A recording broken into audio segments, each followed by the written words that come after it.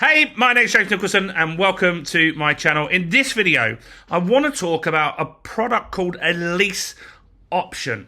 Now, this is a strategy that you can secure a property, control the property. So effectively, it's as close to being yours as it can be from as little as £1. So I want to talk about in this video, can you really buy a property for £1? Now, you see all the Facebook ads, the Instagram ads, the get-rich-quick property schemes where people will say to you, you can buy property from £1. Well, it's not actually true. Partly true, but not actually true. The reason for that is you can't actually get a property for £1. What you can do is secure the property, so effectively you're very similar to being the legal owner of that property. Now, what's important to understand is there is more cost than just that £1. So technically, yes, you can secure a property for £1, but in order to do that, you're going to need work done by a solicitor. The solicitor is going to charge you money, and you're also going to have to pay for the other party's solicitor in most cases. So the person that you're acquiring this property from, you're going to have to get that property from them, pay their solicitor's fees, and potentially you might have to do some renovation work or maintenance on this kind of property. So that's all important to take into consideration when you're thinking of this strategy. Now, what effectively a lease option is buy now, pay later. And why would anyone want to do that? Because surely if you want to sell your house, you want the money today, right? But over the last few years, lease options haven't been very common because during the pandemic, we had a rising market. Prices were going absolutely crazy. There's no one in their right mind that would have sold on a buy now, pay later, because in fact, prices just kept going up and up and up, and stuff was selling super quick. I don't know if you know, I don't know how long you've been around on this channel, but I initially started this channel to document and hold myself accountable because I'm building a portfolio for my two girls, Georgia and Amelie. And we started looking a couple of years ago now for properties for Georgia, and everything we were looking at in auction was going for more than things were going on Rightmove for, because people were just bidding it up. They had bounce back loans, they had furlough scheme, they weren't spending money on holidays, they weren't going out. So people were wealthier at that time, and so they were spending all that money like crazy. Now the market's changed. The market has considerably slowed down. Interest rates have obviously started to hit, and that's hitting affordability. There's uncertainty because of recession and stuff like that. Some people maybe are losing their jobs. So there are properties that are sitting on the market. There are also things like tax on landlords, which impact them and hit them really hard, that makes them consider different mechanisms. So in order for a lease option to work, you need to find someone that's struggling to sell that property for the price that they want. Or another person that could be good for this is someone in negative equity. Now, when 2008 happened, a lot of people went into negative equity. And the belief is that right now we're on a downward trend in properties and people could get into negative equity again, which means they might need their property taken off their hands because they can't afford the monthly payments. So that's interesting. So there is a number of people that would be looking for a buy now, pay later option in this type of market. Now, recessions bring lease options. Unfortunately, people lose their job, house prices get a little bit of uncertainty, and the market slows down significantly. We're in a recession right now. So technically, there are more lease options, or people that would consider a lease option if they understood what it is, which we're going to explain to you in this video. There are more people out there that would consider one because they just want the liability gone, right? Maybe they've got into arrears on their mortgage. There's all sorts of things like that. And you could help that person. So I nearly got a lease option in Dorking a month ago, where there was somebody that they had the letters to go to court to get repossessed, right? They were going to get repossessed the next week. So how I could help them was I could come in and I'd say, look, I'll buy your property at a fixed price, but we'll exchange and complete on that deal in 6-7 years from now when the market recovers. Now, they would take that because stopping that repossession would mean their credit rating would instantly be better off. Well, not instantly, but it would stop it getting that repossession, CCJs and all this sort of terrible stuff on their credit rating. And it would allow them to potentially in future get another property. Whereas if they had a repossession, it's going to be very, very hard for that to happen in future. Now, that person, fortunately for them, they were able to get family funding and they got all the arrears cleared and they were sorted out. But what I was looking to do was to pay their arrears off, which was around 6 months of arrears on the mortgage payments, then put a contract in place for £1 to say I would take on the property, I would take on the maintenance, I would take on the mortgage payments, but I would rent it out to my own tenant. This was a buy-to-let property. They didn't live in it, but that's how it would work. They just had a total mess. They put their head in the sand and they literally got saved by their family members in the last few days. There's going to be tons of people like that have debt, that needs help, and you're actually helping these people by stopping them get repossessions. So that is something that does come by through recessions. Now, there's another load of people that need help, which is landlords like me. If you own a property in your own personal name, you could be hammered by, well, you do get hammered by something called Section 24. This is a tax on the gross amount of rent for that property, and it means the profitability of buy-to-let in your personal name is massively reduced. Some landlords haven't got very profitable portfolios, and that's just the final nail in the coffin for them. And it's meaning that there's tons of landlords, portfolio landlords, that just want to get out of the market now. And you could take some of their properties on by saying, hey, look, I'll take them off your hands. I'll pay all the mortgages. I'll do all the maintenance. But I need some time to complete these. So I need a buy now, pay later lease option strategy with you. Does that make sense? Hopefully it does. So I'm going to go through some of the most common things, what we look for. And first off, we want to get ideally deals that are off market. I've never been able to present the lease option strategy successfully to an estate agent. The estate agent always feels that they have to get the sale done. That's just what they're comfortable with. And the reason for that is they want their commission. Even though I've offered them the commission sometimes, I said, look, how much would you get for this sale? 3 grand, 4 grand, 5 grand. I'll still pay you that. We'll have an agreement that I will pay you that, but I need to complete this deal at a later date. So estate agents are particularly difficult with lease options. So what you want to do is find off-market deals. How can you do that? Well, you could look for people that are advertising themselves rather than through the estate agent. Maybe they're advertising in Facebook marketplaces. There are lots of people that do that. Or on Gumtree as another example.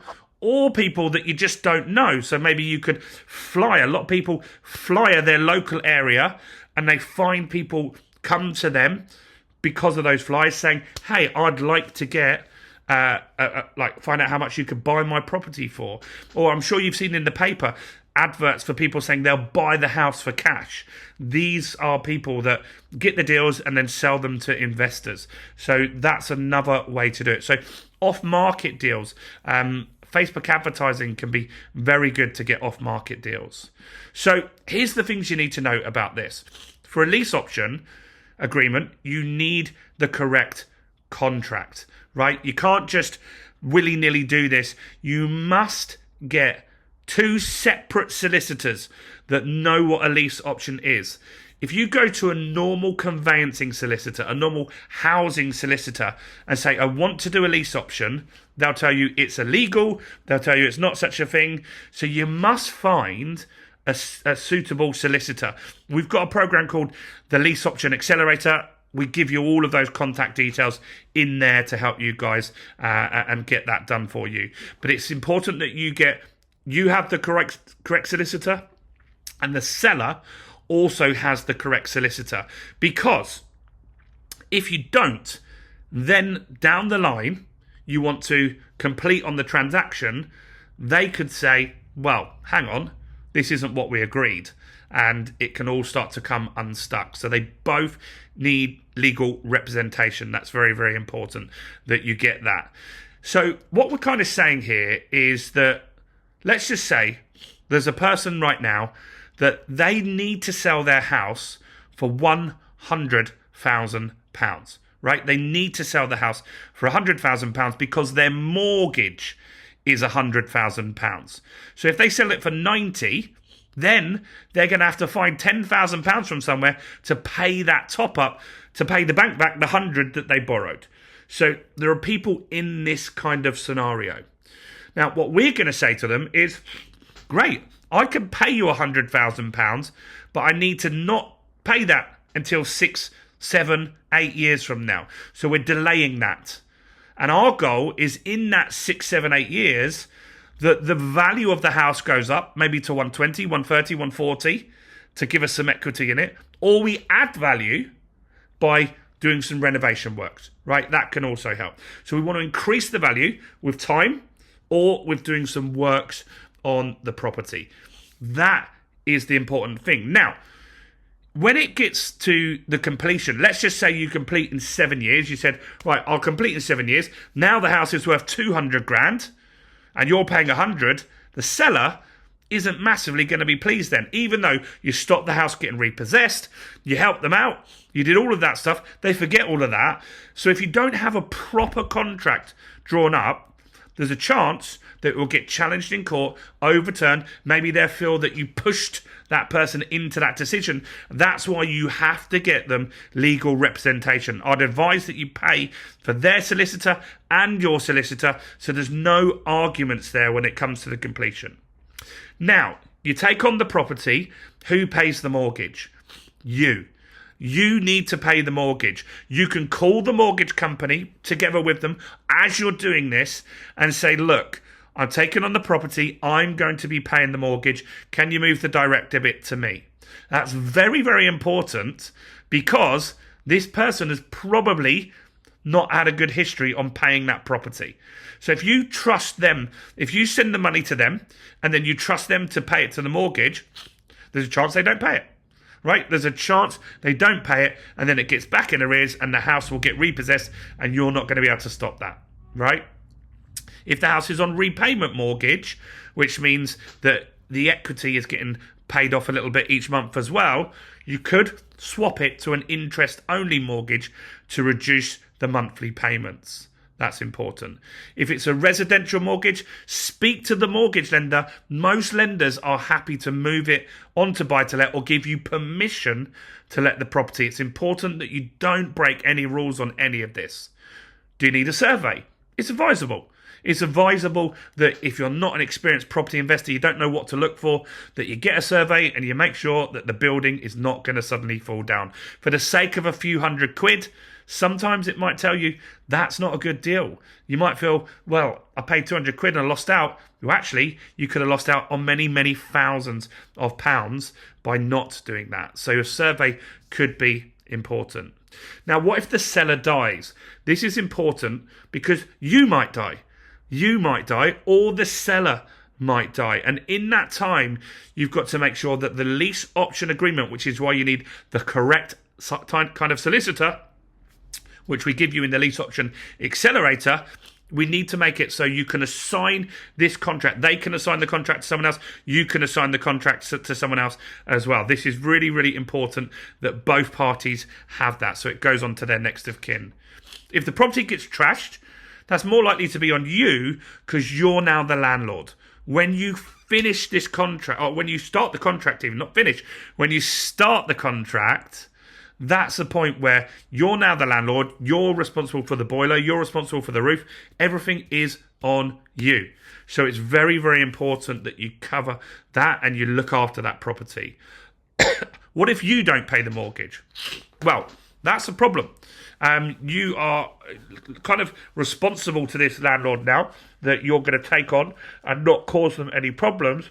But if you do get into real financial hardship, you should make sure the agreement has an exit clause, right? So you can exit if something major happens. This is called a lease option agreement. You have the option to buy.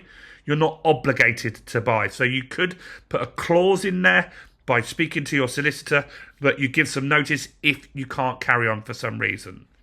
Where does the seller end up living? Very important that the seller does not stay in this property.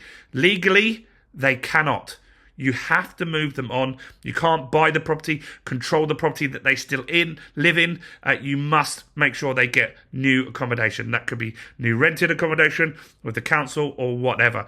They must leave the property, otherwise you will have major, major problems. Are there hidden costs that you'll need to pay? No.